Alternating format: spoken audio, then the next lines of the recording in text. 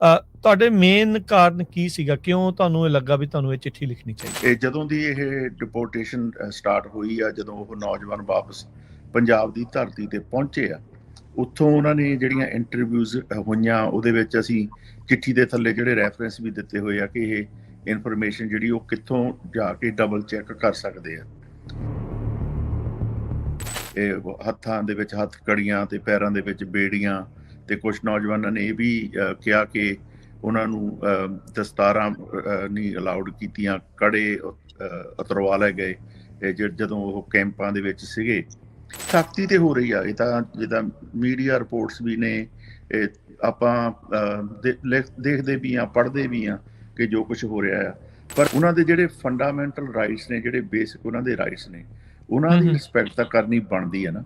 ਕਿਉਂਕਿ ਅਮਰੀਕਾ ਦੇ ਵਿੱਚ ਤੁਸੀਂ ਕਦੇ ਵੀ ਜਦੋਂ ਤੁਹਾਡਾ ਲਾ ਇਨਫੋਰਸਮੈਂਟ ਦੇ ਨਾਲ ਬਾਹ ਪੈਂਦਾ, ਚਾਹੇ ਟ੍ਰੈਫਿਕ ਸਟਾਪ ਹੋਵੇ, ਕੁਛ ਵੀ ਹੋਵੇ, ਉਹ ਤੁਹਾਨੂੰ ਸਰ ਕਹਿ ਕੇ ਸੰਬੋਧਨ ਕਰਦੇ ਆ। ਪਰ ਇਸ ਤਰ੍ਹਾਂ ਲੋਕਾਂ ਨੂੰ ਹਾਰਡਕੋਰ ਕ੍ਰਿਮੀਨਲਸ ਦੇ ਵਾਂਗੂ ਬੰਨ੍ਹ ਕੇ ਲੈ ਕੇ ਜਾਣਾ, ਔਰ ਲੰਬੀਆਂ ਫਲਾਈਟਾਂ ਤੇ ਇੱਕ ਬਾਥਰੂਮ, ਜਦੋਂ ਇਹ ਸਾਡੇ ਧਿਆਨ ਦੇ ਵਿੱਚ ਆਈਆਂ, ਉਹ ਮੈਂ ਹਾਈਲਾਈਟ ਕਰਕੇ ਕਾਂਗਰਸਮੈਨ ਹਾਰਡਰ ਦੇ ਨੂੰ ਉਹ ਲੈਟਰ ਦਿੱਤਾ, ਔਰ ਉਹਨਾਂ ਨੇ ਭਰੋਸਾ ਦਿਵਾਇਆ ਕਿ ਉਹ ਇਸ ਇਸ਼ੂ ਨੂੰ ਉਠਾਉਣਗੇ ਔਰ ਇਹਦੇ ਉੱਤੇ ਵਰਕ ਕਰਨਗੇ। ਡਿਪੋਰਟੇਸ਼ਨਸ ਤਾਂ ਹੁੰਦੀਆਂ ਰਹਿੰਦੀਆਂ ਨੇ, ਪਹਿਲਾਂ ਵੀ ਹੋਈਆਂ ਨੇ, ਪਹਿਲੀਆਂ ਐਡਮਿਨਿਸਟ੍ਰੇਸ਼ਨ ਵੀ ਕਰਦੀਆਂ ਨੇ, ਪਰ ਇਸ ਲੈਵਲ ਦੇ ਉੱਤੇ ਮੈਂ ਪਹਿਲੀ ਵਾਰੀ ਦੇਖਿਆ। ਇਹ ਵੀ ਡਰ ਹੈ ਕਿ ਉਹਨਾਂ ਨੂੰ ਇੱਥੋਂ ਤੱਕ ਵੀ ਕਿਹਾ ਜਾਵੇ ਕਿ ਤੁਸੀਂ ਅਗਰ ਵਾਪਸ ਜਾਣਾ ਤੇ ਤੁਹਾਨੂੰ ਆਪਣੇ ਖਰਚੇ ਤੇ ਵਾਪਸ ਜਾਣਾ ਪਊਗਾ, ਜਿਹਦੇ ਵਿੱਚ ਆਈ ਥਿੰਕ ਕਿ ਜਿਹੜੀ ਇੰਡੀਅਨ ਗਵਰਨਮੈਂਟ ਹੈ ਉਹਨਾਂ ਨੂੰ ਇਹਨਾਂ ਦਾ ਸਾਥ ਦੇਣਾ ਚਾਹੀਦਾ। ਪਹਿਲਾਂ ਕਾਫੀ ਕਰਜ਼ੇ ਵਗੈਰਾ ਚੁੱਕ ਕੇ ਉਹ ਇੱਥੇ ਪਹੁੰਚੇ ਹੈ, ਕੋਰਟਾਂ ਦੇ ਵਿੱਚ ਕੇਸ ਲੱਗੇ ਆ, ਜਿਹਨਾਂ ਦੀ ਅਪੀਲਸ ਹੋਈਆਂ ਆ, ਉਹ ਆਪਣੇ ਡਾਕੂਮੈਂਟ ਕੋਲ ਰੱਖਣ। ਅਗਰ ਇਹਨਾਂ ਨੂੰ ਕੰਟੈਕਟ ਕੀਤਾ ਜਾਂਦਾ ਹੈ ਤਾਂ ਤੁਸੀਂ ਦਿਖਾ ਸਕਦੇ ਆ ਕਿ ਮੈਂ ਇਸ ਕੰਟਰੀ ਦੇ ਵਿੱਚ ਇਲੀਗਲ ਨਹੀਂ ਹੈ, ਮੇਰਾ ਪ੍ਰੋਸੈਸ ਜਿਹੜਾ ਹੈ ਉਹ ਅਦਾਲਤਾਂ ਦੇ ਵਿੱਚ ਮੇਰਾ ਕੇਸ ਚੱਲ ਰਿਹਾ ਆ, ਤੇ ਉਹ ਬਹੁਤ ਜ਼ਰੂਰੀ ਹੈ। ਕਿਉਂਕਿ ਅਗਰ ਤੁਹਾਡੇ ਕੋਲ ਕੋਈ ਡਾਕੂਮੈਂਟ ਨਹੀਂ ਗੇ ਤੇ ਉਹ ਹੋ ਸਕਦਾ ਕਿ ਤੁਹਾਨੂੰ ਉਹ ਡਾਕੂਮੈਂਟ ਦਿਖਾਉਣ ਦਾ ਬਾਅਦ ਵਿੱਚ ਮੌਕਾ ਹੀ ਨਾ ਮਿਲੇ। ਪੰਜਾਬੀ ਰੇਡੀਓ USA ਸੁਣ ਰਹੇ ਦੇਖ ਰਹੇ ਸਾਰੇ ਹੀ ਸਰੋਤਿਆਂ ਤੇ ਦਰਸ਼ਕਾਂ ਨੂੰ ਨਿੱਕੀ ਜੀ ਆਇਆਂ ਨੂੰ, ਸਭ ਨੂੰ ਪਿਆਰ ਭਰੀ ਸਤਿ ਸ੍ਰੀ ਅਕਾਲ। ਸਰੋਤਿਓ, ਅੱਜ ਦੇ ਇਸ ਇੱਕ ਵਿਸ਼ੇਸ਼ ਪ੍ਰੋਗਰਾਮ ਦੇ ਵਿੱਚ ਤੁਹਾਨੂੰ ਸਭ ਨੂੰ ਜੀ ਆਇਆਂ ਨੂੰ ਆਖਦੇ ਹਾਂ। ਇਸ ਮੌਕੇ ਗੱਲਬਾਤ ਕਰਨ ਜਾ ਰਹੇ ਹਾਂ ਸੈਨ ਮਕੀਨ ਕਾਉਂਟੀ ਦੇ ਬੋਰਡ ਆਫ ਸੁਪਰਵਾਈਜ਼ਰ ਦੇ ਵਿੱਚੋਂ ਸਨੀ ਧਾਲੀਵਾਲ ਜੀ ਦੇ ਨਾਲ। ਇਹ ਲੈਥਰੋਪ ਦੇ ਮੇਅਰ ਵੀ ਰਹਿ ਚੁੱਕੇ ਆ ਤੇ ਇਸ ਟਾਈਮ 3rd ਡਿਸਟ੍ਰਿਕਟ ਦੇ ਵਾਈਸ ਚੇਅਰ ਵੀ ਨੇ। ਜਿਵੇਂ ਆਪਾਂ ਸਾਰੇ ਜਾਣਦੇ ਹਾਂ ਵੀ ਇਸ ਮੌਕੇ ਡੈਪੂਟੇਸ਼ਨਸ ਲਗਾਤਾਰ ਜਿਹੜੀਆਂ ਉਹ ਹੋ ਰਹੀਆਂ ਨੇ। ਡੈਪੂਟੇਸ਼ਨਸ ਦੇ ਦਰਮਿਆਨ ਭਾਰਤ ਨੂੰ 3 ਜਿਹੜੇ ਜਹਾਜ਼ ਗਏ ਆ, ਜਿਸ ਦੇ ਵਿੱਚੋਂ ਇਹ ਪਤਾ ਲੱਗਾ ਸੀਗਾ ਵੀ ਬਹੁਤ ਸਾਰੇ ਜਿਹੜੇ ਖਾਸ ਕਰਕੇ ਸਿੱਖ ਡਿਪੋਰਟੀਜ਼ ਵੀ ਆ, ਉਹਨਾਂ ਦੀਆਂ ਦਸਤਾਰਾਂ ਨੂੰ ਲਾਇਆ ਗਿਆ। ਜਿੱਦਾਂ ਦੇ ਉੱਥੋਂ ਬਿਆਨ ਆਏ ਆ, ਉਹਨਾਂ ਨੂੰ ਉਹ ਦਸਤਾਰਾਂ ਜਿਹੜੀਆਂ ਉਹ ਨਹੀਂ, ਜਿਹੜੀਆਂ ਉਹ ਬੰਨਣ ਦਿੱਤੀਆਂ ਗਈਆਂ, ਬੇੜੀਆਂ ਦੇ ਵਿੱਚ ਜਕੜ ਕੇ, ਤੇ ਉਹ ਸਾਰੀਆਂ ਚੀਜ਼ਾਂ ਕੀਤੀਆਂ ਗਈਆਂ। 40 ਘੰਟੇ ਦੀ ਫਲਾਈਟ ਸੀ। ਉਸ ਬਾਬਤ ਸੁਪਰਵਾਈਜ਼ਰ ਸਨੀ ਧਾਲੀਵਾਲ ਹੋਣਾ ਨੇ ਇੱਕ ਚਿੱਠੀ ਲਿਖੀ ਆ, ਉਸ ਬਾਰੇ ਗੱਲਬਾਤ ਜਿਹੜੀ ਉਹ ਆਪਾਂ ਕਰਾਂਗੇ। ਸਭ ਤੋਂ ਪਹਿਲਾਂ ਜੀ ਆਇਆਂ ਨੂੰ ਆਖਦੇ ਹਾਂ ਸਨੀ ਧਾਲੀਵਾਲ ਜੀ, ਜੀ ਆਇਆਂ ਨੂੰ, ਸਵਾਗਤ ਹੈ। ਵਾਹਿਗੁਰੂ ਜੀ ਕਾ ਖਾਲਸਾ, ਵਾਹਿਗੁਰੂ ਜੀ ਕੀ ਫਤਿਹ। ਵਾਹਿਗੁਰੂ ਖਾਲਸਾ, ਵਾਹਿਗੁਰੂ ਫਤਿਹ ਜੀ। ਥੈਂਕ ਯੂ ਜੀ। ਸੋ ਆਪਾਂ ਪਹਿਲਾਂ ਤਾਂ ਚਲੋ ਤੁਹਾਨੂੰ ਇੱਕ ਪਹਿਲਾਂ ਕੰਗ੍ਰੈਚੂਲੇਟ ਵੀ ਕਰ ਦਿੰਦੇ ਹਾਂ। ਆਪਣੀ ਪਹਿਲੀ ਵਾਰ ਗੱਲ ਹੋਣ ਲੱਗੀ ਹੈ ਜਦੋਂ ਤੁਸੀਂ ਸੁਪਰਵਾਈਜ਼ਰ ਜਿਹੜੇ ਉਹ ਇਲੈਕਟ ਹੋਏ ਆ, ਤੁਸੀਂ ਇਲੈਕਸ਼ਨ ਜਿਹੜੀ ਜਿੱਤੀ ਆ। ਇੱਕ ਤਾਂ ਪਹਿਲਾਂ ਤੁਹਾਨੂੰ ਉਸ ਚੀਜ਼ ਦੇ ਲਈ ਬਹੁਤ-ਬਹੁਤ ਵਧਾਈ ਹੋਵੇ ਜੀ। ਥੈਂਕ ਯੂ ਜੀ। ਸੋ ਬਤੌਰ ਸਿੱਖ ਸੁਪਰਵਾਈਜ਼ਰ ਜਿਹੜੇ ਸੈਨ ਮਕੀਨ ਕਾਉਂਟੀ ਦੇ ਤੁਸੀਂ ਡਿਸਟ੍ਰਿਕਟ 3 ਦੇ ਸੁਪਰਵਾਈਜ਼ਰ ਹੁਣ ਚੁਣੇ ਗਏ ਆ, ਤੇ ਤੁਸੀਂ ਇਹ ਚਿੱਠੀ ਲਿਖੀ ਆ ਜਿਹੜੇ ਜੋਸ਼ ਹਾਰਡਰ ਕਾਂਗਰਸਮੈਨ ਆ, ਜੋ ਕਿ ਰਿਪਰੈਜ਼ੈਂਟ ਕਰਦੇ ਆ ਇਸ ਇਲਾਕੇ ਨੂੰ, ਜਿੱਥੇ ਹਜ਼ਾਰਾਂ ਹੀ ਜਿਹੜੇ ਸਿੱਖ ਨੇ ਉਹ ਉੱਥੇ ਰਹਿੰਦੇ ਆ। ਤੁਹਾਡੇ ਮੇਨ ਕਾਰਨ ਕੀ ਸੀਗਾ? ਕਿਉਂ ਤੁਹਾਨੂੰ ਇਹ ਲੱਗਾ ਵੀ ਤੁਹਾਨੂੰ ਇਹ ਚਿੱਠੀ ਲਿਖਣੀ ਚਾਹੀਦੀ ਹੈ? ਇਹ ਚਿੱਠੀ ਜੀ ਮੈਂ ਅਸੀਂ ਰੈਡੀ ਕਰਕੇ ਕੱਲ ਆਨਰੇਬਲ ਕਾਂਗਰਸਮੈਨ ਸਾਡੇ ਆਫਿਸ ਆਏ ਸੀਗੇ, ਸੋ ਉਹਨਾਂ ਨੂੰ ਬਾਈ ਹੈਂਡ ਮੈਂ ਚਿੱਠੀ ਇਹ ਦਿੱਤੀ ਹੈ ਤੇ ਉਹਨਾਂ ਦੇ ਨਾਲ ਗੱਲਬਾਤ ਵੀ ਕੀਤੀ। ਕਿਉਂਕਿ ਜਦੋਂ ਦੀ ਇਹ ਡਿਪੋਰਟੇਸ਼ਨ ਸਟਾਰਟ ਹੋਈ ਆ, ਜਦੋਂ ਉਹ ਨੌਜਵਾਨ ਵਾਪਸ ਪੰਜਾਬ ਦੀ ਧਰਤੀ ਤੇ ਪਹੁੰਚੇ ਆ, ਉੱਥੋਂ ਉਹਨਾਂ ਨੇ ਜਿਹੜੀਆਂ ਇੰਟਰਵਿਊਜ਼ ਹੋਈਆਂ ਉਹਦੇ ਵਿੱਚ ਅਸੀਂ ਚਿੱਠੀ ਦੇ ਥੱਲੇ ਜਿਹੜੇ ਰੈਫਰੈਂਸ ਵੀ ਦਿੱਤੇ ਹੋਏ ਆ ਕਿ ਇਹ ਇਨਫੋਰਮੇਸ਼ਨ ਜਿਹੜੀ ਉਹ ਕਿੱਥੋਂ ਜਾ ਕੇ ਡਬਲ ਚੈੱਕ ਕਰ ਸਕਦੇ ਆ।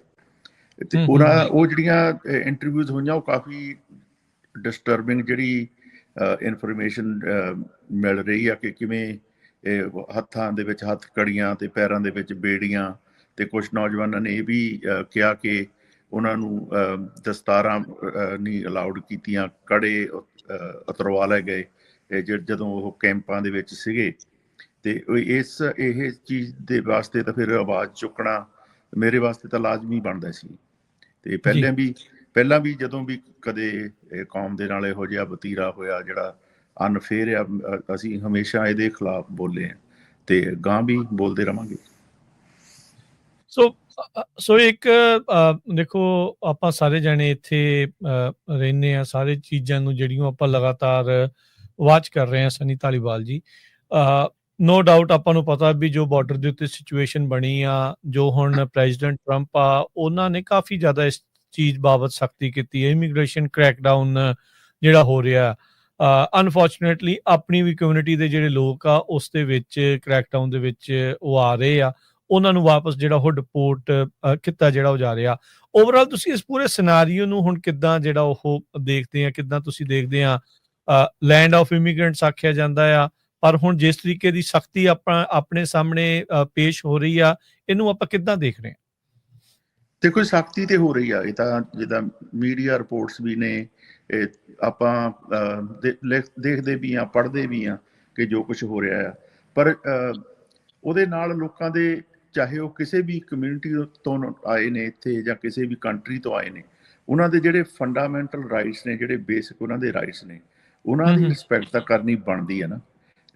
ਕਿਉਂਕਿ ਅਮਰੀਕਾ ਦੇ ਵਿੱਚ ਤੁਸੀਂ ਕਦੇ ਵੀ ਜਦੋਂ ਤੁਹਾਡਾ ਲਾ ਇਨਫੋਰਸਮੈਂਟ ਦੇ ਨਾਲ ਬਾਹ ਪੈਂਦਾ, ਚਾਹੇ ਟ੍ਰੈਫਿਕ ਸਟਾਪ ਹੋਵੇ, ਕੁਛ ਵੀ ਹੋਵੇ, ਉਹ ਤੁਹਾਨੂੰ ਸਰ ਕਹਿ ਕੇ ਸੰਬੋਧਨ ਕਰਦੇ ਆ।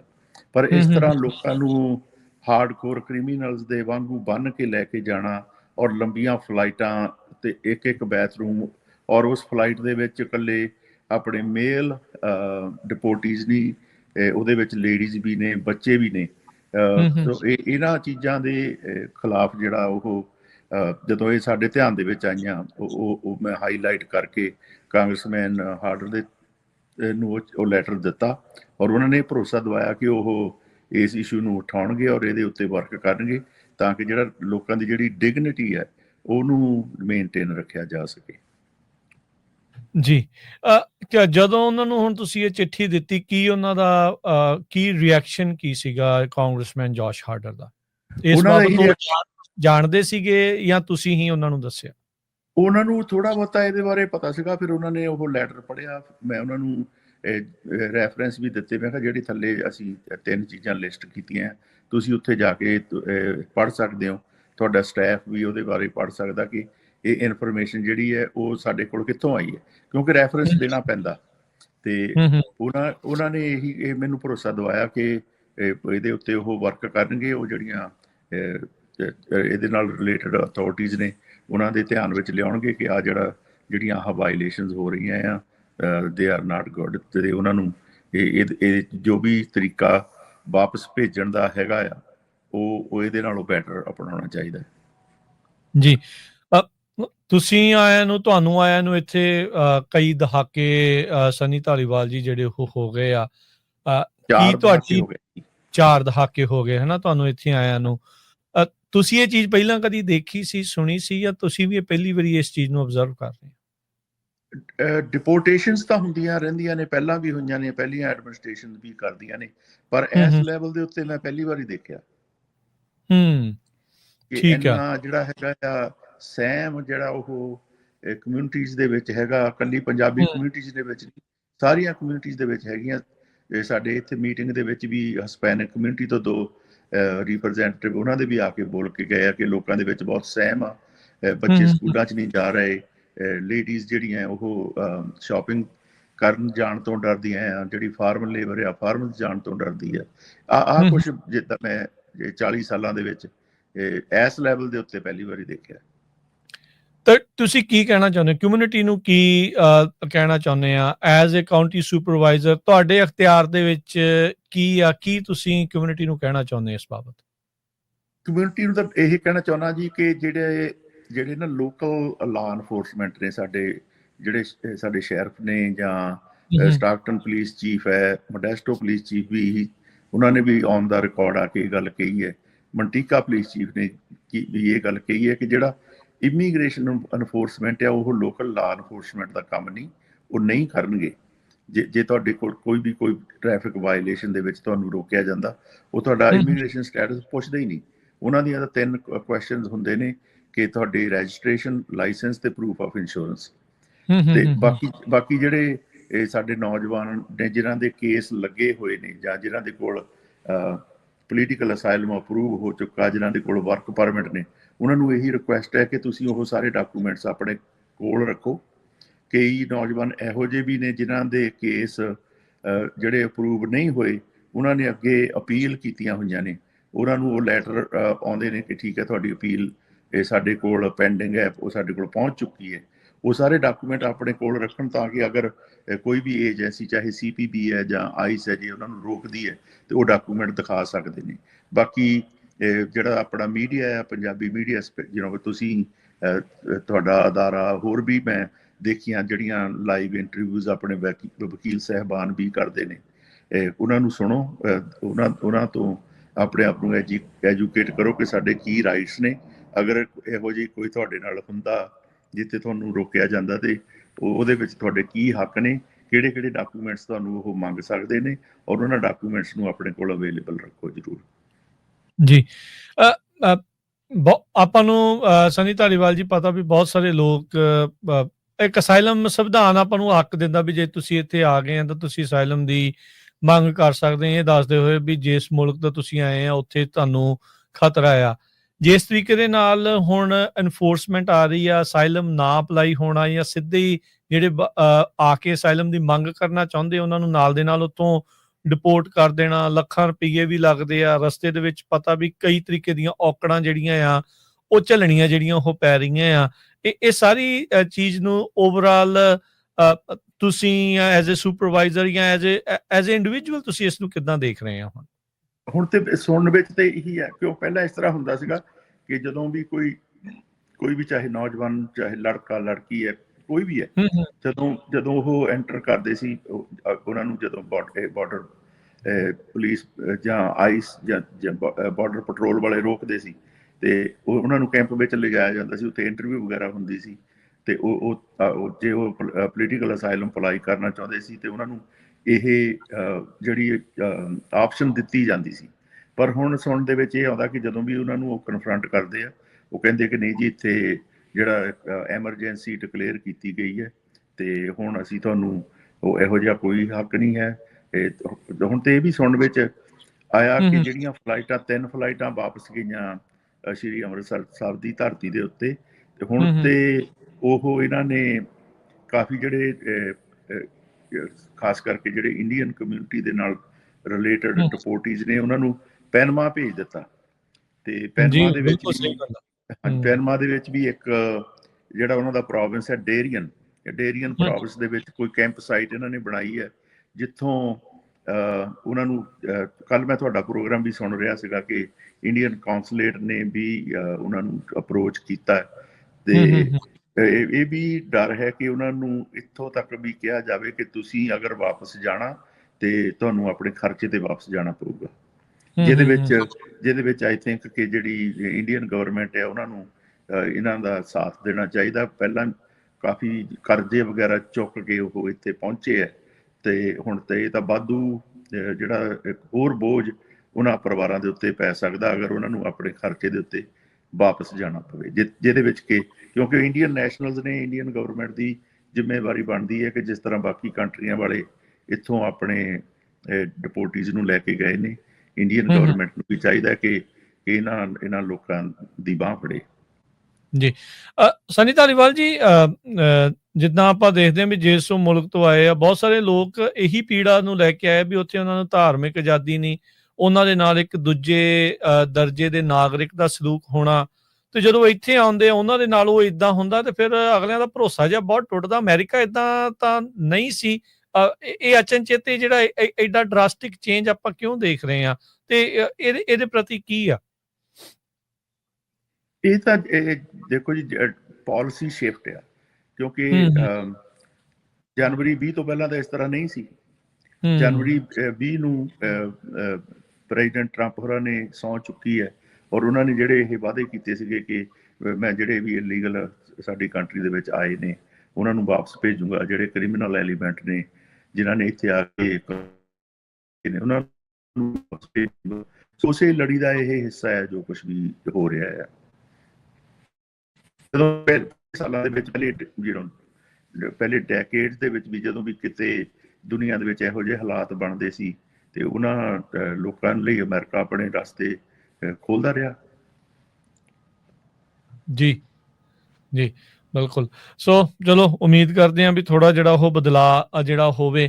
ਕੀ ਸੁਪਰਵਾਈਜ਼ਰ ਧਾਲੀਵਾਲ ਜੀ, ਕੀ ਸਿੱਖਾਂ ਨੂੰ ਜਾਂ ਜਿੱਦਾਂ ਤੁਸੀਂ ਅਹੁਦੇਦਾਰ ਆ, ਆਪਣੇ ਹੋਰ ਵੀ ਬਹੁਤ ਸਾਰੇ ਪੰਜਾਬੀ ਸਿੱਖ ਇਸ ਟਾਈਮ ਇਕੱਲੇ ਕੈਲੀਫੋਰਨੀਆ ਨਹੀਂ ਮੁਲਕ ਦੇ ਹੋਰ ਹਿੱਸਿਆਂ ਦੇ ਵਿੱਚ ਅਹੁਦੇਦਾਰ ਨੇ, ਉਹਨਾਂ ਨੂੰ ਤੁਸੀਂ ਕੀ ਸੰਦੇਸ਼ ਦੇਣਾ ਚਾਹੁੰਦੇ ਆ ਇਸ ਬਾਬਤ ਜੋ ਆਪਾਂ ਡਿਪੋਰਟੀਜ਼ ਦੇ ਨਾਲ ਹੋ ਰਿਹਾ ਆ, ਉਸ ਬਾਬਤ ਤੁਸੀਂ ਕੀ ਕਹਿਣਾ ਚਾਹੁੰਦੇ ਹੋ? ਉਹਦੇ ਵਾਸਤੇ ਤਾਂ ਇਹੀ ਹੈ ਜੀ ਕਿ ਜਿਹੜੇ ਜਿੱਦਾਂ ਹੁਣ ਆਪਣੇ ਫੈਡਰਲ ਲੈਵਲ ਦੇ ਉੱਤੇ ਜਿੱਦਾਂ ਆਪਾਂ ਆਪਣੇ ਇੰਡੀਆ ਦੇ ਜੇ ਆਪਾਂ ਪੰਜਾਬ ਦੇ ਹਿਸਾਬ ਨਾਲ ਗੱਲ ਕਰੀਏ ਤਾਂ ਜਿੱਦਾਂ ਆਪਣੇ ਜਿਹੜੇ ਜਿਸ ਤਰ੍ਹਾਂ ਐਮਪੀਜ਼ ਹੁੰਦੇ ਨੇ, ਇਸ ਤਰ੍ਹਾਂ ਇੱਥੇ ਜਿਹੜੇ ਸਾਡੇ ਫੈਡਰਲ ਰਿਪਰੈਜ਼ੈਂਟੇਟਿਵ ਨੇ ਉਹ ਕਾਂਗਰਸ ਮੈਨ ਨੇ ਜਾਂ ਜਿਹੜੇ ਫੈਡਰਲ ਸੈਨੇਟਰ ਨੇ। ਸੋ ਜਿਨ੍ਹਾਂ ਵੀ ਏਰੀਏ ਦੇ ਵਿੱਚ ਆਪਣੇ ਪੰਜਾਬੀ ਪ੍ਰਤੀਨਿਧਤਾ ਕਰਦੇ ਨੇ ਉਹਨਾਂ ਨੂੰ ਕਿ ਰੀਚ ਆਊਟ ਕਰਨਾ ਚਾਹੀਦਾ ਆਪਣੇ ਫੈਡਰਲ ਰਿਪਰੈਜ਼ੈਂਟੇਟਿਵਸ ਨੂੰ, ਔਰ ਇਹਨਾਂ ਦੇ ਧਿਆਨ ਦੇ ਵਿੱਚ ਲਿਆਉਣਾ ਚਾਹੀਦਾ। ਜਿਵੇਂ ਮੈਂ ਲਿਆਂਦਾ ਕਿ ਦੇਖੋ ਆਹ ਕੁਛ ਹੋ ਰਿਹਾ ਤੇ ਇਹਨੂੰ ਤੁਸੀਂ ਐਡਰੈਸ ਕਰਨ ਦੇ ਵਿੱਚ ਸਾਡੀ ਹੈਲਪ ਕਰੋ। ਜਿੰਨੀਆਂ ਵੱਧ ਤੋਂ ਵੱਧ ਲੈਟਰਸ ਜਾਣਗੀਆਂ, ਜਿੰਨੀਆਂ ਵੱਧ ਤੋਂ ਵੱਧ ਕਾਲਸ ਜਾਣਗੀਆਂ, ਉਹ ਉਨਾ ਹੀ ਜ਼ਿਆਦਾ ਫਾਇਦਾ ਹੋਵੇਗਾ। ਜੀ ਜੀ। ਤੇ ਸਨੀ ਧਾਲੀਵਾਲ ਜੀ, ਜਾਂਦੇ ਜਾਂਦੇ ਜੇ ਤੁਸੀਂ ਕੁਝ ਹੋਰ ਸ਼ੇਅਰ ਕਰਨਾ ਚਾਹੁੰਦੇ ਆ ਕਮਿਊਨਿਟੀ ਦੇ ਨਾਲ, ਅੱਛਾ ਥੋੜਾ ਜਿਹਾ ਇਹ ਦੱਸ ਦਿਓ ਵੀ ਸੈਨ ਮਕੀਨ ਕਾਊਂਟੀ ਦਾ ਕੀ ਰੁਖ ਆ ਇਸ ਪੂਰੇ ਇਮੀਗ੍ਰੇਸ਼ਨ ਕ੍ਰੈਕਡਾਊਨ ਦੇ ਉੱਤੇ। ਤੁਸੀਂ ਉੱਦਾਂ ਸ਼ੁਰੂਆਤ 'ਚ ਥੋੜਾ ਜਿਹਾ ਦੱਸਿਆ ਵੀ ਲੋਕਲ ਲਾ ਐਨਫੋਰਸਮੈਂਟ ਮਦਦ ਕਰ ਰਹੀ ਆ, ਆਈਸ ਦੀ CBP ਦੀ ਨਹੀਂ ਕਰ ਰਹੀ। ਉੱਥੇ ਵਸਦੇ ਜਿਹੜੇ ਲੋਕ ਆ ਜਿਨ੍ਹਾਂ ਨੂੰ ਡਰ ਇਸ ਟਾਈਮ ਪਿਆ, ਸਹਿਮ ਦਾ ਮਾਹੌਲ ਆ, ਉਹਨਾਂ ਨੂੰ ਲਈ ਤੁਸੀਂ ਕੀ ਸੰਦੇਸ਼ ਦੇਣਾ ਚਾਹੁੰਦੇ ਹੋ ਉਹਨਾਂ ਨੂੰ? ਉਹਦੇ ਵਿੱਚ ਜਿਹੜੀਆਂ ਲੋਕਲ ਲਾ ਐਨਫੋਰਸਮੈਂਟ ਉਹ ਤਾਂ ਨਹੀਂ ਆਪਣੇ ਤੌਰ ਤੇ ਤਾਂ ਉਹ ਐਨਫੋਰਸ ਨਹੀਂ ਕਰ ਰਹੀਆਂ ਇਮੀਗ੍ਰੇਸ਼ਨ ਦੇ ਲਾ, ਕਿਉਂਕਿ ਉਹ ਕਰ ਨਹੀਂ ਸਕਦੀਆਂ ਤੇ ਉਹ ਆਈਸ ਦੇ ਰਸਤੇ ਦੇ ਵਿੱਚ ਵੀ ਕੋਈ ਰੁਕਾਵਟ ਨਹੀਂ ਪਾ ਸਕਦੀਆਂ, ਕਿਉਂਕਿ ਇਹ ਜਿਹੜਾ ਇਸ਼ੂ ਫੈਡਰਲ ਗਵਰਨਮੈਂਟ ਵੱਲੋਂ ਐਡਰੈਸ ਕੀਤਾ ਜਾ ਰਿਹਾ। ਜਿਵੇਂ ਮੈਂ ਪਹਿਲਾਂ ਵੀ ਬੇਨਤੀ ਕੀਤੀ ਹੈ ਕਿ ਜਿੰਨੇ ਵੀ ਸਾਡੇ ਨੌਜਵਾਨ ਬੱਚੇ ਬੱਚੀਆਂ ਜਿਨ੍ਹਾਂ ਨੇ ਪੋਲੀਟੀਕਲ ਅਸਾਈਲਮ ਕੀਤਾ ਹੈ, ਜਿਨ੍ਹਾਂ ਦੇ ਕੋਰਟਾਂ ਦੇ ਵਿੱਚ ਕੇਸ ਲੱਗੇ ਆ, ਜਿਨ੍ਹਾਂ ਦੀ ਅਪੀਲਸ ਹੋਈਆਂ ਆ, ਉਹ ਆਪਣੇ ਡਾਕੂਮੈਂਟ ਕੋਲ ਰੱਖਣ। ਅਗਰ ਇਹਨਾਂ ਨੂੰ ਕੰਟੈਕਟ ਕੀਤਾ ਜਾਂਦਾ ਹੈ ਤਾਂ ਤੁਸੀਂ ਦਿਖਾ ਸਕਦੇ ਆ ਕਿ ਮੈਂ ਇਸ ਕੰਟਰੀ ਦੇ ਵਿੱਚ ਇਲੀਗਲ ਨਹੀਂ ਹੈ, ਮੇਰਾ ਪ੍ਰੋਸੈਸ ਜਿਹੜਾ ਹੈ ਉਹ ਅਦਾਲਤਾਂ ਦੇ ਵਿੱਚ ਮੇਰਾ ਕੇਸ ਚੱਲ ਰਿਹਾ ਤੇ ਉਹ ਬਹੁਤ ਜ਼ਰੂਰੀ ਹੈ। ਕਿਉਂਕਿ ਅਗਰ ਤੁਹਾਡੇ ਕੋਲ ਕੋਈ ਡਾਕੂਮੈਂਟ ਨਹੀਂ ਗੇ ਤੇ ਉਹ ਹੋ ਸਕਦਾ ਕਿ ਤੁਹਾਨੂੰ ਉਹ ਡਾਕੂਮੈਂਟ ਦਿਖਾਉਣ ਦਾ ਬਾਅਦ ਵਿੱਚ ਮੌਕਾ ਹੀ ਨਾ ਮਿਲੇ, ਲੇਟ ਹੋ ਜਾਵੇ। ਹਾਂਜੀ, ਲੇਟ ਹੋ ਜਾਏ। ਤੇ ਕਿਉਂਕਿ ਜਿਹੜੀਆਂ ਸਥਿਤੀਆਂ ਨਾ ਉਹ ਬੜੀ ਤੇਜ਼ੀ ਦੇ ਨਾਲ ਬਦਲ ਰਹੀਆਂ ਆ। ਐਵਰੀ ਡੇ ਕੁਛ ਨਾ ਕੁਛ ਜਿਹੜਾ ਉਹ ਨਵਾਂ ਸੁਣਨ ਨੂੰ ਮਿਲਦਾ।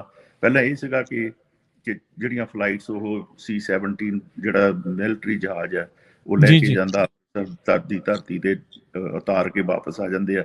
ਤੇ ਹੁਣ ਜਿਹੜੀ ਆ ਪੈਨਮਾ ਵਾਲੀ ਆ ਉਹ ਗੱਲ ਨਵੀਂ ਸੁਣੀ ਆ, ਔਰ ਇਹ ਵੀ ਸੁਣਿਆ ਕਿ ਕੋਸਟਾ ਰੀਕਾ ਔਰ ਗੁਆਟਾਮਾਲਾ ਨੂੰ ਵੀ ਜਿਹੜੀਆਂ ਇਹ ਫਲਾਈਟਾਂ ਭੇਜੀਆਂ ਜਾ ਸਕਦੀਆਂ। ਹਾਂਜੀ ਬਿਲਕੁਲ, ਕੋਸਟਾ ਰੀਕਾ ਵੀ ਮੰਨ ਗਿਆ ਆ, ਗੁਆਟਾਮਾਲਾ ਵਾਲੇ ਵੀ ਮੰਨ ਗਏ, ਕੋਲੰਬੀਆ ਵਾਲੇ ਵੀ ਕਹਿ ਰਹੇ ਸੀਗੇ, ਪੈਨਮਾ ਵਾਲੇ ਵੀ ਕਹਿ ਰਹੇ ਸੀ। ਪੈਨਮਾ ਵਾਲੀ ਜਿੱਦਾਂ ਤੁਸੀਂ ਜ਼ਿਕਰ ਕੀਤਾ, ਮੇਰੀ ਕੱਲ ਉੱਥੇ ਜਿਹੜੇ ਕੁਛ ਮੁੰਡੇ ਉੱਥੇ ਆ ਆਲਰੇਡੀ ਜਿਨ੍ਹਾਂ ਨੂੰ ਡਿਪੋਰਟ ਕਰ ਦਿੱਤਾ, ਉਹ ਪਹਿਲੇ ਸਟੈਪ 'ਚ ਕਹਿ ਲਓ ਵੀ ਉਹਨਾਂ ਨੂੰ ਪੈਨਮਾ ਘੱਲਿਆ ਤੇ ਫਿਰ ਇਵੈਂਚੁਅਲੀ ਜਿਹੜੇ ਉਹਨਾਂ ਨੂੰ ਉੱਥੇ ਘੱਲਿਆ ਜਾਣਾ ਹੈਗਾ ਆ। ਸੋ ਇਹ ਜਿਹੜੀ ਸਿਚੁਏਸ਼ਨ ਬਣੀ ਪਈ ਆ। ਅੱਛਾ, ਇਹਦਾ ਲੋਕਲ ਇਕੋਨਮੀ ਤੇ ਆਪਾਂ ਕੀ ਅਸਰ ਜਿਹੜਾ ਉਹ ਦੇਖ ਰਹੇ ਆ? ਖੇਤੀ ਪ੍ਰਧਾਨ ਸੂਬਾ ਵੀ ਆ, ਸਟੋਰਾਂ ਦੇ ਵਿੱਚ ਵੀ ਕੰਮ ਕਰਨ ਵਾਲੇ ਹੁੰਦੇ ਆ, ਬਹੁਤ ਸਾਰੇ ਜਿਹੜੇ ਬਿਜ਼ਨਸਿਸ ਦੇ ਉੱਤੇ ਵੀ ਇਸ ਦਾ ਜਿਹੜਾ ਤੁਸੀਂ ਅਸਰ ਦੇਖ ਰਹੇ ਆ। ਕਾਊਂਟੀ ਨੂੰ ਵੀ ਇਸ ਦਾ ਅਸਰ ਪਊਗਾ, ਸਿਟੀਜ਼ ਨੂੰ ਵੀ ਅਸਰ ਪਊਗਾ ਇਸ ਦਾ? ਇਹਦਾ ਓਵਰਆਲ ਅਸਲ ਤਾਂ ਜੀ ਸਾਰੇ ਪਾਸੇ ਪੈਣਾ ਆ, ਕਿਉਂਕਿ ਅਗਰ ਟਾਈਮ ਤੇ ਹਾਰਵੈਸਟਿੰਗ ਨਹੀਂ ਹੁੰਦੀ, ਜੇ ਹੁੰਦੀ ਆ ਤੇ ਲੇਬਰ ਮਹਿੰਗੀ ਮਿਲਦੀ ਆ ਤੇ ਬਾਕੀ ਜਿਹੜੇ ਲੀਗਲੀ ਵੀ ਫਾਰਮ ਲੇਬਰਰ ਹੈਗੇ ਆ ਉਹ ਵੀ ਡਰਦੇ ਆ ਕਿ ਪਤਾ ਨਹੀਂ ਕਦੋਂ ਰੇਡ ਹੋ ਜਾਏ, ਕਦੋਂ ਸਾਨੂੰ ਲੈ ਜਾਣ। ਤੇ ਉਹਦੇ ਨਾਲ ਅਸਰ ਤਾਂ ਪੈਣਾ ਹੀ ਆ, ਕਿਉਂਕਿ ਪਹਿਲਾਂ ਤਾਂ ਕੰਪਲੇਂਟ ਇਹ ਸੀਗੀ ਕਿ ਇਨਫਲੇਸ਼ਨ ਜਿਹੜਾ ਕਾਫੀ ਵੱਧ ਚੁੱਕਾ ਹੈ, ਔਰ ਜਿਹੜੀ ਨਵੀਂ ਸਰਕਾਰ ਆਈ ਹੈ ਇਹਨਾਂ ਨੇ ਕਿਹਾ ਸੀ ਅਸੀਂ ਇਨਫਲੇਸ਼ਨ ਘਟਾਵਾਂਗੇ। ਪਰ ਜੇ ਜੋ ਹਮ, ਕੁਝ ਚੱਲ ਰਿਹਾ ਹੈ ਉਹਦੇ ਨਾਲ ਇਹ ਜਿਹੜਾ ਇਨਫਲੇਸ਼ਨ ਵਧਣ ਦੇ ਚਾਂਸ ਜਿਹੜੇ ਬਣ ਚੁੱਕੇ ਆ। ਔਰ ਹਮ, ਸਭ ਤੋਂ ਜ਼ਿਆਦਾ ਜਿਹੜੀ ਚੀਜ਼ ਜਿਹਦੀ ਮੈਨੂੰ ਸ਼ੱਕ ਹੈ ਕਿ ਜਿਹੜੀਆਂ ਇਹਨਾਂ ਨੇ ਇਹ 3 ਕੰਟਰੀਜ਼ ਜਿਹੜੀਆਂ ਐਜ਼ ਅ ਬ੍ਰਿਜ ਦੇ ਤੌਰ ਤੇ ਲਿਆਂਦੀਆਂ ਐਗਜ਼ਿਸਟੈਂਸ ਦੇ ਵਿੱਚ, ਕਿ ਉਹ ਅਸੀਂ ਜਿਹੜੇ ਵੀ ਬੰਦੇ ਡਿਪੋਰਟ ਹੋ ਰਹੇ ਆ ਉਹਦੇ ਵਿੱਚ ਇੱਕ ਬ੍ਰਿਜ ਦਾ ਕੰਮ ਕਰਾਂਗੇ। ਤੇ ਉਹ ਜਿਹੜਾ ਸਭ ਤੋਂ ਡੇਂਜਰਸ ਕੰਮ ਇਹ ਹੋ ਸਕਦਾ ਕਿ ਉਹਨਾਂ ਨੂੰ ਇਹ ਕਿਹਾ ਜਾਵੇ ਕਿ ਠੀਕ ਆ, ਹੁਣ ਤੁਸੀਂ ਸਾਡੀ ਧਰਤੀ ਤੋਂ ਤਾਂ ਚਲੇ ਗਏ ਆ, ਤੁਹਾਨੂੰ ਭੇਜ ਦਿੱਤਾ ਗਿਆ ਦੂਸਰੀਆਂ ਕੰਟਰੀਜ਼ ਦੇ ਵਿੱਚ, ਇੱਥੋਂ ਤੁਸੀਂ ਆਪਣੇ ਵਾਪਸ ਜਾਣ ਦਾ ਅਰੇਂਜਮੈਂਟ ਆਪੇ ਕਰੋ। ਔਰ ਉਹਦੇ ਨਾਲ ਜਿਹੜਾ ਆਰਥਿਕ ਬੋਝ ਹੈ ਉਹਨਾਂ ਪਰਿਵਾਰਾਂ ਦੇ ਉੱਤੇ ਉਹ ਹੋਰ ਪੈ ਸਕਦਾ ਹੈ। ਬਹੁਤ ਪੈਸਾ ਨਹੀਂ, ਬਿਲਕੁਲ। ਤੇ ਜਿਹੜੇ ਹੁਣ ਆਪਾਂ ਛੋਟੇ ਛੋਟੇ ਪਿੰਡਾਂ ਦੇ ਵਿੱਚੋਂ ਉੱਠ ਕੇ ਆਏ ਆ, ਉੱਥੇ ਤਾਂ ਜਿਹੜੇ ਪਰਿਵਾਰਕ ਮੈਂਬਰ ਬੈਠੇ ਨੇ ਉਹਨਾਂ ਨੂੰ ਕੋਈ ਐਡੀ ਇੰਟਰਨੈਟ ਦੀ ਸਹੂਲਤ ਵੀ ਹੈ ਨਹੀਂ। ਉਹਨਾਂ ਲਈ ਨੱਠ ਭੱਜ ਕਰਨੀ, ਆਪਣੇ ਜਿਹੜੇ ਪਰਿਵਾਰਕ ਮੈਂਬਰ ਆ ਉਹਨਾਂ ਨੂੰ ਕੰਟੈਕਟ ਕਰਨਾ ਹੀ ਬੜਾ ਮੁਸ਼ਕਲ ਹੈ। ਹਾਂਜੀ, ਉਹਦੇ ਵਿੱਚ ਤਾਂ ਮੈਂ ਇਹੀ ਰਿਕੁਐਸਟ ਕਰੂੰਗਾ ਕਿ ਜਿਹੜੀ ਇੰਡੀਅਨ ਗਵਰਨਮੈਂਟ ਆ ਜਾਂ ਜਿਹੜੇ ਵੀ ਉਹਨਾਂ ਦੇ ਫੋਰਨ ਡਿਪਾਰਟਮੈਂਟ ਆ, ਉਹਨਾਂ ਨੂੰ ਇਹਨਾਂ ਲੋਕਾਂ ਦੀ ਜਿੰਨੀ ਵੀ ਵੱਧ ਤੋਂ ਵੱਧ ਮਦਦ ਕਰ ਸਕਦੇ ਆ ਕਰਨੀ ਚਾਹੀਦੀ ਆ, ਕਿਉਂਕਿ end of the day nationals ਤੇ ਉਹਨਾਂ ਦੇ ਨੇ। ਬਿਲਕੁਲ ਬਿਲਕੁਲ ਬਿਲਕੁਲ, ਜਿੱਥੋਂ ਜਿਹੜੇ ਉਹ ਆਏ ਨੇ। ਸੋ ਬਿਲਕੁਲ ਜੀ। ਸੋ ਸੁਪਰਵਾਈਜ਼ਰ ਸਨੀ ਧਾਲੀਵਾਲ ਜੀ, ਬਹੁਤ ਬਹੁਤ ਤੁਹਾਡਾ ਜਿਹੜਾ ਧੰਨਵਾਦ। ਸੋ ਫਿਰ ਦੱਸਦੇ ਜਾਈਏ, ਅੱਜ ਆਪਾਂ ਗੱਲਬਾਤ ਕਰ ਰਹੇ ਸੀਗੇ ਸੈਨ ਮਕੀਨ ਕਾਊਂਟੀ ਦੇ ਡਿਸਟ੍ਰਿਕਟ 3 ਦੇ ਜਿਹੜੇ ਸੁਪਰਵਾਈਜ਼ਰ ਸਨੀ ਧਾਲੀਵਾਲ ਜੀ ਦੇ ਨਾਲ, ਜਿਨ੍ਹਾਂ ਨੇ ਕੱਲ ਹੀ ਜਿਹੜੀ ਇੱਕ ਚਿੱਠੀ ਲਿਖੀ ਹੈ ਕਾਂਗਰਸਮੈਨ ਜੋਸ਼ ਹਾਰਡਰ ਹੁਣਾਂ ਨੂੰ, ਇਸ ਪੱਖ ਤੋਂ ਵੀ ਜਿਹੜੇ ਡਿਟੇਨੀਜ਼ ਆ ਜਾਂ ਜਿਹੜੇ ਡਿਪੋਰਟੀਜ਼ ਆ ਉਹਨਾਂ ਦੇ ਨਾਲ ਜਿਹੜਾ ਅਣਮਨੁੱਖੀ ਤਰੀਕੇ ਦੇ ਨਾਲ ਵਰਤਾਰਾ ਹੋ ਰਿਹਾ, ਧਾਰਮਿਕ ਚਿੰਨ੍ਹ ਪਹਿਨਣ ਤੋਂ ਉਹਨਾਂ ਨੂੰ ਰੋਕਿਆ ਜਾ ਰਿਹਾ ਹੈ, ਤੇ ਜਿੱਦਾਂ ਦੇ ਹਾਲਾਤ ਜਿਹੜੇ ਉਹਨਾਂ ਦੇ ਨਾਲ ਹੋ ਰਹੇ ਆ ਵੀ ਉਸ ਪ੍ਰਤੀ ਜਿਹੜੀ ਚਿੰਤਾ ਜ਼ਾਹਰ ਕਰਦੇ ਹੋਏ ਜਿਹੜੀ ਚਿੱਠੀ ਉਹਨਾਂ ਨੇ ਨਸ਼ਰ ਕੀਤੀ, ਉਹ ਲਿਖੀ ਆ, ਤਾਂ ਜੋ ਉਸ ਬਾਬਤ ਜਿਹੜਾ ਉਹ ਪਤਾ ਲੱਗ ਸਕੇ ਵੀ ਜੋ ਸਿਚੁਏਸ਼ਨ ਜਿਹੜੀ ਉਹ ਬਣੀ ਪਈ ਆ। ਸੋ ਧੰਨਵਾਦ ਸਨੀ ਧਾਲੀਵਾਲ ਜੀ, ਬੜੀ ਤੁਹਾਡਾ ਜਿਹੜਾ ਅਸੀਂ ਮਿਹਰਬਾਨੀ ਤੇ ਸ਼ੁਕਰੀਆ। ਤੁਹਾਡੇ ਅਦਾਰੇ ਦਾ ਮੈਂ ਬਹੁਤ ਧੰਨਵਾਦੀ ਹਾਂ। ਤੁਸੀਂ ਜੋ ਵੀ ਜਿੰਨੀ ਵੱਧ ਤੋਂ ਵੱਧ ਅਵੇਅਰਨੈਸ ਕ੍ਰੀਏਟ ਕਰ ਸਕਦੇ ਆ ਪਲੀਜ਼ ਕਰੋ। ਜਿੰਨੇ ਵੀ ਤੁਸੀਂ ਪਹਿਲਾਂ ਉਪਰਾਲੇ ਕੀਤੇ ਨੇ ਉਹਨਾਂ ਦਾ ਬਹੁਤ ਬਹੁਤ ਧੰਨਵਾਦ।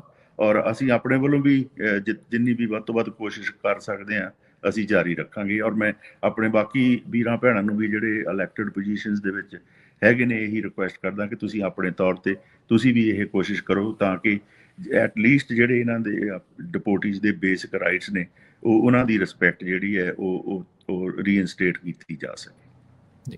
ਧੰਨਵਾਦ ਸਨੀ ਧਾਲੀਵਾਲ ਜੀ, ਮਿਹਰਬਾਨੀ। ਵਾਹਿਗੁਰੂ ਜੀ ਕਾ ਖਾਲਸਾ।